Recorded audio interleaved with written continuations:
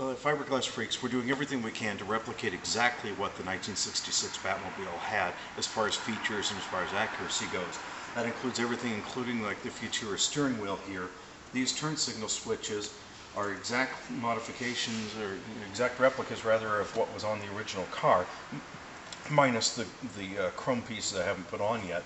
This car is almost completed. There are 5 different settings for these, all the way from a 3-second turn signal indicator all the way through hazard lights. In addition to that, we have the bat ray projector and the start button here, which are the horn buttons for the car.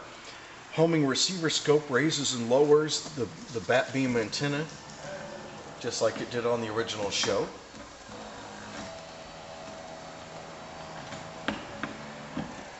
And of course the dashboard doors mimic perfectly what was done on the original Futura car.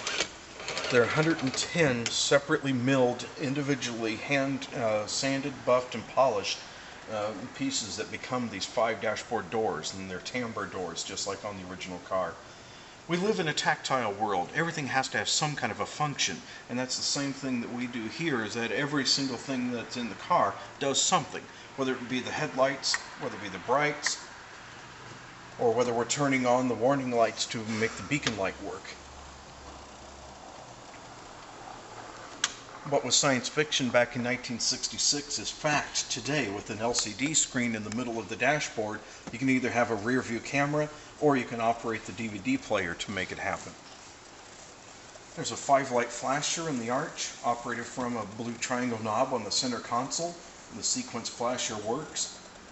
And the interior light is also in the center console, just like on the original car. And who can forget the detectoscope? The detectoscope was the Robin the Boy hostage finder. That allowed Batman to be able to track Robin whenever he was kidnapped. Did you know that Batman had the world's first wireless computer? The remote Batcomputer switch.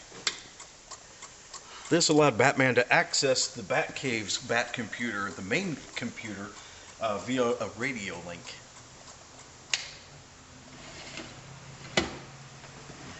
And of course, we're replicating all of the other features like the chrome on the door sweeps, as well as the door sill tread. This was traced right off of the tread from the #1 Batmobile, the actual one used on the TV show. Our Futura seats are made in leather, and then the chrome buckets are right behind. All of this is done in fiberglass, and then it's chromed up in Fort Wayne. Cane tips. The original Batmobile steering wheel had rubber cane tips. We couldn't handle the thought of doing rubber cane tips, so we made these in stainless. And it mirrors exactly what they did on the original show, but at the same time it's a lot more rugged and a lot more dependable.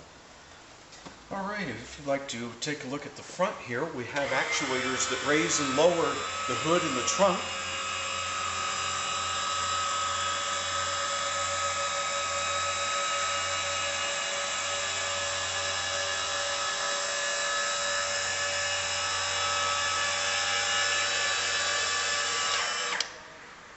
We give customers the choice. Whether they're a Ford fan, we can do a rebuilt 460 with the rebuilt C6 transmission, or if they're a GM fan, we can provide them with a brand new motor, a crate engine, as well as a transmission.